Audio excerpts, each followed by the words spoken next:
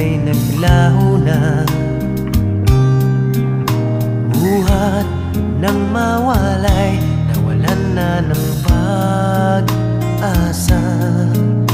Lungkot at pagkalumbay ang lagi kong kasama. Masikip sa dibdib